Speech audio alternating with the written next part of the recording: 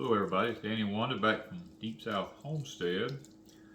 Guys, if y'all watched our previous video, you'll see that we harvested 170 something oranges off of our tree, and not to let any grass grow under our feet because they'll start dehydrating as soon as you take them off the tree. We began to use them in different ways.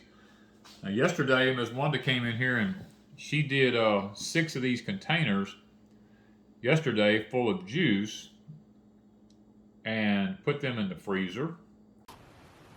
First off, I have a cutting board with a little bit of a rim around it. I have a knife. I have my oranges, and I've got the others ready to come in here as needed. I have a juicer. I'm going to be hand juicing. Now, some of you are going to get really, say, 160 of these. I would be juicing them in something else. But I really like hand juicing. That way you get the good pulp. You can strain out the seeds.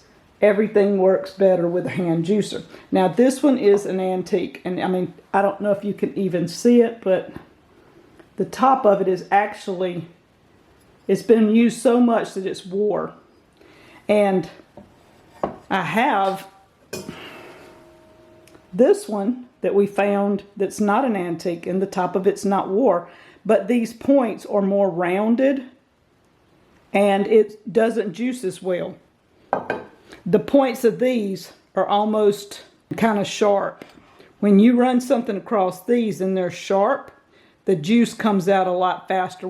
Now I have a whole box of bottles. I've washed them. I've got a towel in the box. I had them upside down like this to drain the inside. Now I'm letting the outside drain and air dry until we get ready for the bottles. These are the bottles.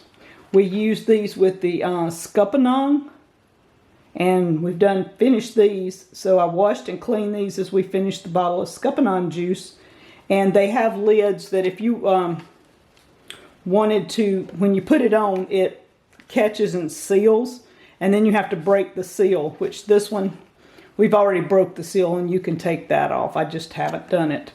But we're going to be using the ones that we've already emptied here.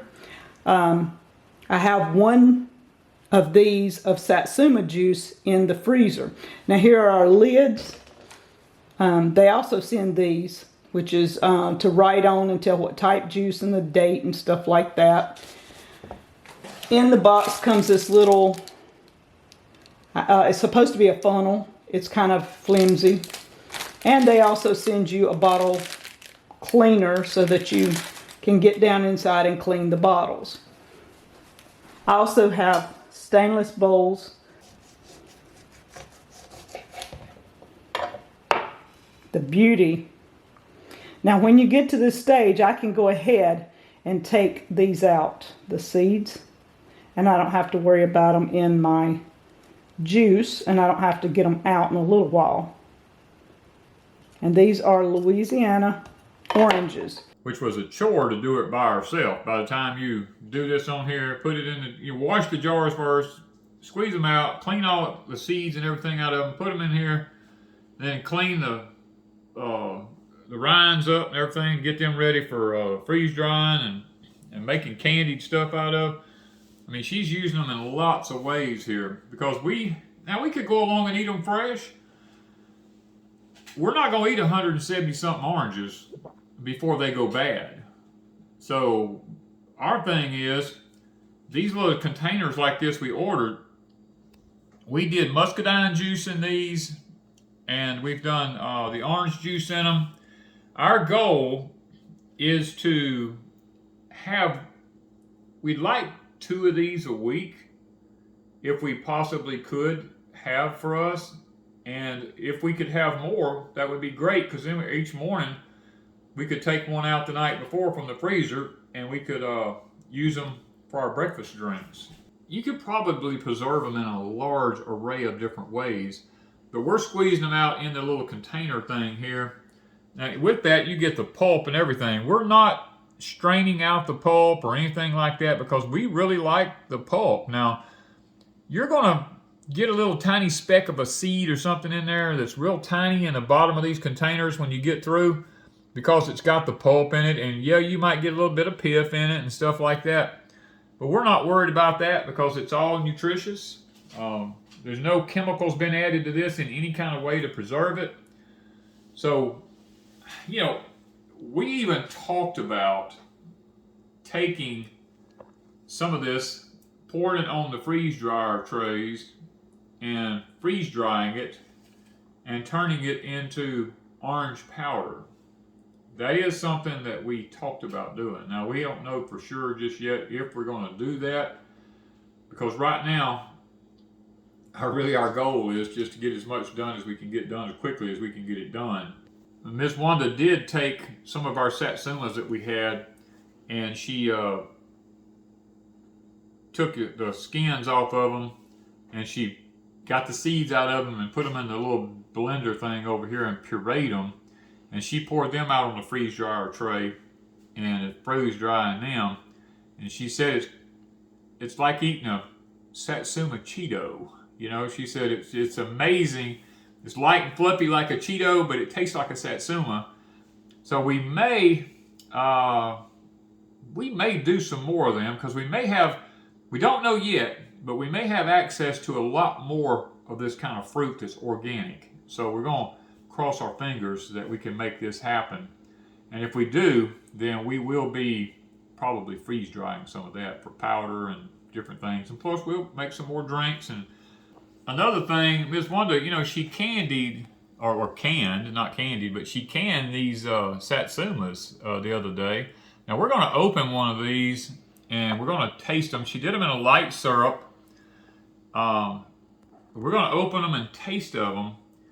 If it really tastes good and it's got that, you know, good satsuma taste, then we probably will can a lot more of them.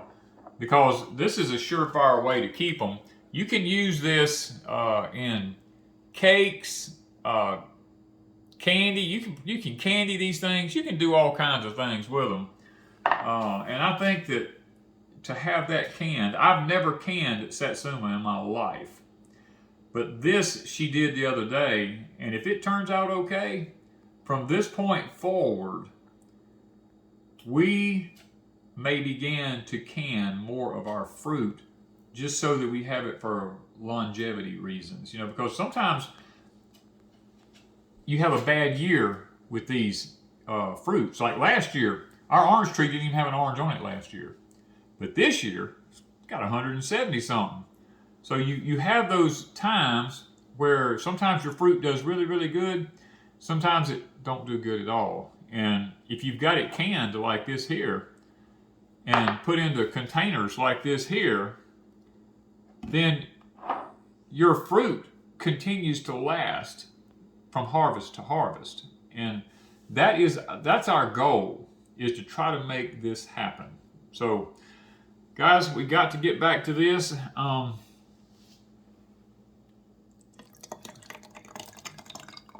We have discovered, you know how analytical I am. Ms. Wanda actually discovered this. I'm not going to take credit for it, but it takes 4 oranges to get 12 ounces of juice to fill one of these up with. So that's not too bad. I mean, if you do the math, we had 170, and then you divide that by 4. That should tell you about how many of these little containers that we would end up with. Of course, we're not going to do all of them, you know, in the containers. We'll be eating some fresh, and we'll, Ms. Wanda uses other ones for cooking and other things like that, you know. And one other thing, Ms. Wanda went online and looked up making candied orange peels. Well, because she's never really done this before, it was all a learning exercise for her, and she realized that there's a very fine line between candied and hard candy, like only a minute or two. And she made this batch right here, and she ended up with hard candy. And I'm going to tell you something. This stuff is like the most awesome stuff that you've put in your mouth. It's hard candy, and what I like to do is put it in my mouth and just let it dissolve in my mouth, which gives me a hard candy taste. And the orange taste is so intense that it's like an orange that just keeps on giving, you know. And so the hard candy, you know, if you had a bug out bag and you had to take something with you, that would be fantastic to take with you. So hard candy, the old song, Hard Candy Christmas. Now I'm taking, some of these has lots of seeds in them. And what I'm doing is taking them out, throwing them in over here with the rest of the pith that we're throwing away. When we put this into compost, if any of these seeds come up and make little citrus trees, then I will dig them up and I will graft them. But I am not sitting here saving all these little seeds because they won't come back true. This is a grafted variety. They won't come back true. But if they happen to come up in the compost, which 99% of our stuff ends up coming up in the compost, then I will take and I will make us some more little citrus trees and we will graft them with some more of the Louisiana orange. And who knows? I don't know what the Louisiana orange is grafted onto, but whatever that seed produces won't be the same as this Louisiana orange. And even if I grafted the Louisiana orange onto that stock, it could take on some different characteristics. So you might have to stay with us for the next year or so to see what happens if any of them actually come up. And if they do, it's going to be like 5 years before we know if there's any difference in the taste.